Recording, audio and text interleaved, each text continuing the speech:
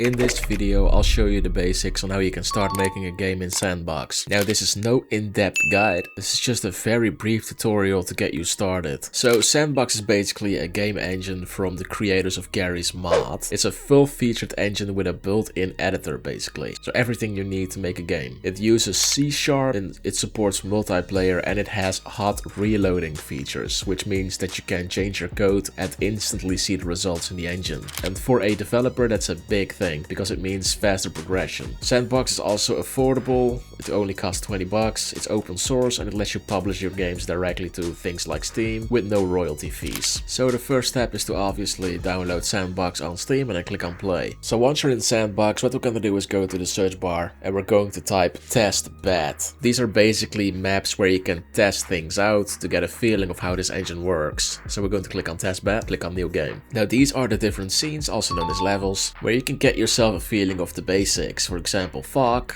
about models, networking, particle effects, rendering, and even physics. So we're going to try and see what simple physics is all about. This is the map, and like you can see, it will now showcase physics, so you can see objects moving, floating, falling, etc. You can also grab yourself an object by clicking on the left mouse button, and if you let go of the mouse button, it will now float again. You can also throw it away somewhere, like so, boom. You can see it has a direct impact. This is basically how it works with physics. Now you can also go to player controller, physics character. We're now in a map where we can control a character. Now it plays the same like any other game. You can just look around with your mouse. You can walk around with W, A, S, and D. You can press shift in order to run. You can press space to jump, like so. You can then test things around, how it works and how it moves. Like you can see, we can now jump in the air, get ourselves on another object. You can see here climb physics, like so. Swim physics, movement physics again. And you can do this for terrain, system sounds, and the list goes on. What you can also do is go to Google and type explore the engine, then click on this link at the top, and here you can get yourself the basics about everything you need to know in order to get started. Now the next step is to go to the S&box editor. This is where we can actually start to code and create our own maps. But before we do that, we need to go back to the website, to the explore the engine section. We're going to scroll down till we see this green section, and we're going to download the source for this game right here. Then you'll be redirected to this page, click on the green code button and click on download zip file. Once you downloaded the zip file, right click it and make sure to extract it all. After that, you can go to Steam and launch the S&box editor. Once it's opening, you're going to click on this button that says add a project from the folder, and you're going to the search and you're going to type .sbproj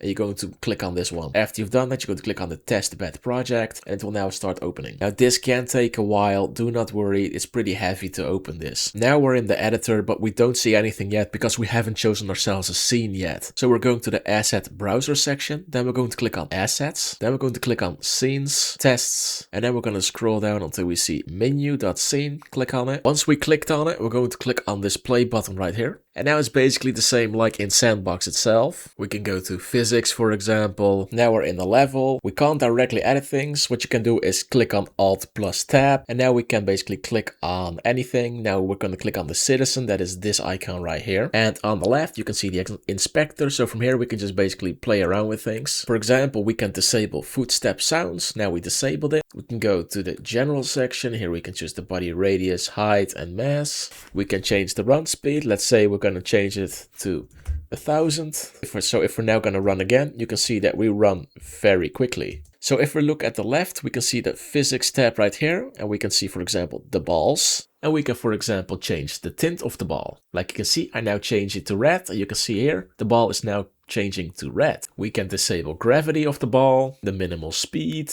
impact damage, and down below you can also add yourself a component. For example, I am now enabled brick ball, so if I'm now going to hit the ball, it feels a lot heavier too compared to another ball. Look, this ball is way more lightweight, but this ball now seems to be very brick-ish. And like I told you before, you can always use the Explore the Engine website in order for you to get a better understanding of anything. For example, code. There's information about basic codes, advanced codes. And what you can also do is go to the official Discord server of S&box, and you can get yourself information from the communities and other developers that are building their own game. That's how you can start making a game on S&box.